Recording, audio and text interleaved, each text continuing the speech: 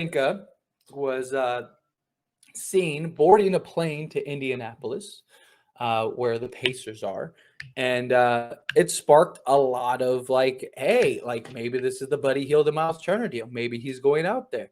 Now there is also a college basketball tournament in Indianapolis, but Yeah. he missed day one based on the time that like the photo was posted and he was boarding the plane. He missed day one, and even then, it's not even if he is going there for that. Yeah. Like, look at what happened with Rob Pelinka and Sean Marks, right? Like, they both went to Summer League, and then they independently met to discuss a trade. So it's Yeah. not out of the realm of possibility that like Rob Pelinka is at least going to have a discussion, with the GM of the Pacers and just kind of try to see if maybe they could work out a deal or something or come to a Yeah. conclusion, because it's always easier to do things in person. It also doesn't help that Buddy Hield, like 10 minutes after after the image of the flight, all of a sudden Buddy Hield's tweeting, like the big eyes and saying, "Ayo," So what are your thoughts on that whole situation? Do you think it's nothing, something, maybe could be something? And do you think that the Buddy Hield and Miles Turner trade is the trade? Um. Uh, I think there's something there. I think that honestly, what I think if he went to Indiana to try to work out something else, like okay, yes, Buddy Hield, Master, but I feel like it's negotiation. It's not like, hey, we're gonna give you two first, we're gonna give you Russell Westbrook. I feel like he's gonna renegotiate because at this Yeah, point, it's like why like it just doesn't make any sense for him to give up Russ and two first. Like you said, you're really just cutting your feet off at that point. So it's like I feel like he's gonna renegotiate. I think that's what he went down there for. But I just don't think the current trade as is, the Buddy Hield trade, we can't make that trade. It's not a good trade. Everybody is saying it's an amazing ideal, but I still stay away from it. Like by all yeah, means, like I do agree. Like you said on the last stream, you're taking Russ and you're splitting him into two players potentially. Matter essentially. of fact, I don't even think you're still not getting the production of Russ.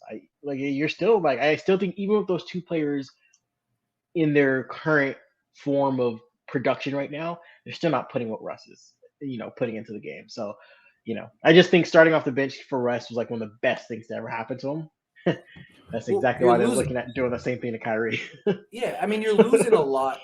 Like you're gaining a lot, but you're also losing a lot. The problem is that Yeah. Buddy Hield, like, will Buddy Hield and Miles Turner make us better? Absolutely. Like the question is how much better, and they don't address all like our biggest needs. Like, yes, 3-point shooting, absolutely, we need 3-point shooting. But one, the team's picked it up from three as of late, and two, Buddy Hield by himself is not going to be enough to all of a sudden make us a legit 3-point shooting team. He'll make us better. Also, Miles Turner, he doesn't help. Like our biggest issue right now is perimeter defense and having a sizable wing.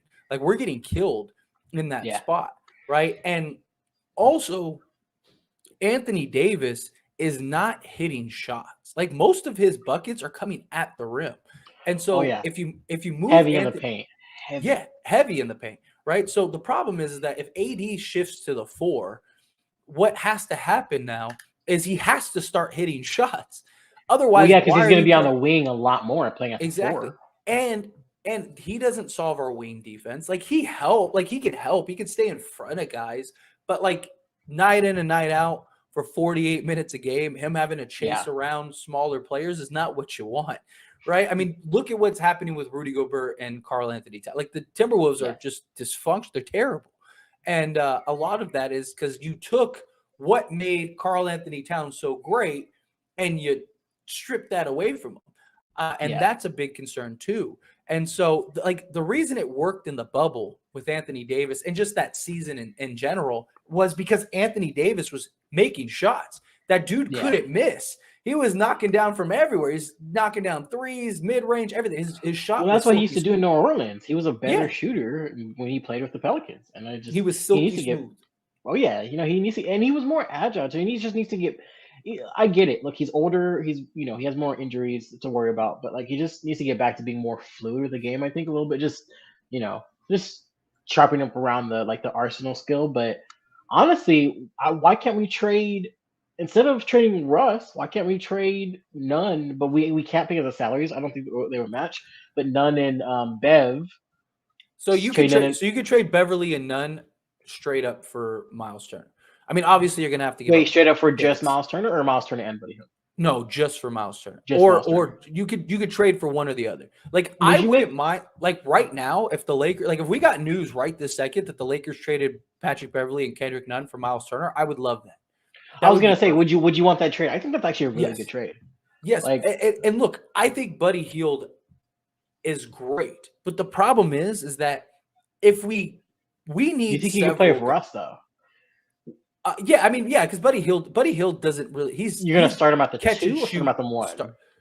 So like if they did the Pacers deal right this second, Yeah, my guess is the starters would be LeBron would have to play point guard again, right? yeah, And so then your starting five would likely be Walker, Hield, LeBron, Davis, and Turner. And on paper, that might be one of the best starting fives in the league. Here's the problem. Outside of Walker, you have no legit three perimeter defenders. Like yeah, you're putting so much pressure on a 38-year-old LeBron James to play lockdown defense because yeah. because Buddy Hield can't play defense. Like he's Especially because he has to terrible. guard guys like Book and like you know what I Yeah, mean. he's Like, terrible defensively. He's going to get eaten alive. So you have to make up for him. Miles Turner can't guard perimeter players. yeah, So Walker right now is guarding the best player every night. So like that probably won't change. So whatever team we play, Walker's probably guarding the best player to start. And then, but you're putting so much pressure on LeBron James to be a defensive monster, which we've seen he can be, but for 40 minutes a game, like you're yeah. going to run him, he's going to run out of steam come the playoffs, and you're going to be in trouble. So you end up trading, and now Buddy Hield is not starting. So then why did you go get Buddy Hield? You end Right? up trading who? Like I'm saying, like if you went and got Patrick Beverly, or say you Oh, ended I up see. getting Yeah, say you ended up getting Hield and Turner, right? yeah, Like if you're not starting Buddy Hield, then why did you just go trade for him to have a shooter off the bench? You might as well go do the Pacers or the Spurs trade. yeah. You No, could no, have two shooters. no, it won't Like make sense. yeah. So, but the problem is like now on paper your starting five is great, but you lose your biggest issue because right now we have Austin Reeves, we have Walker, and we have Patrick Beverly in our starting lineup. That's three guys that can guard the perimeter. We're Yeah, going from three guys that can guard the perimeter to one. Like that's a big yeah, difference. And you have LeBron guarding, a lot of fours, which he's capable of, right? But now you're asking him to guard the three spot, which is tough enough as it is. Like, yeah.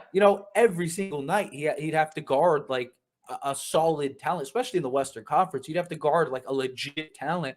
And it's just you're gonna wear him down. That's my So, concern with it. question: Do you, if you're starting him at the 1 on defense, do you make him guard the 4 or the 3, or do you just keep him with the point guard, whoever's the point guard on the opposite team? I mean, you probably have him guard whoever's because the problem is you've got to put Healed. So like let's say we play the Warriors, right? You probably have LeBron in that matchup. So you probably have AD guarding Draymond, Pascal guarding or whoever's playing center that day, Wiseman, whoever is guarding, Miles Turner's guarding him. Then you probably have Walker guarding Steph. You have And to. then That's the only yeah, person that. yeah. That's the best. Sorry, let me rephrase that. I don't think you can really guard stuff. That's the person that you could put the He's the guy would that's have got the to chase best him around. chance. Well, Yeah. yeah, And then you'd have to have Buddy Hield guard Klay Thompson because Klay Thompson isn't going to he's not going to blow by. He's not like a huge and he's he's not always flying around the he's court catching nowadays. he's catch and shoot. Yeah. You're fighting off screens. And then that means LeBron has to guard Andrew Wiggins for however many minutes he plays. Like that's not good. I mean, can he? Sure.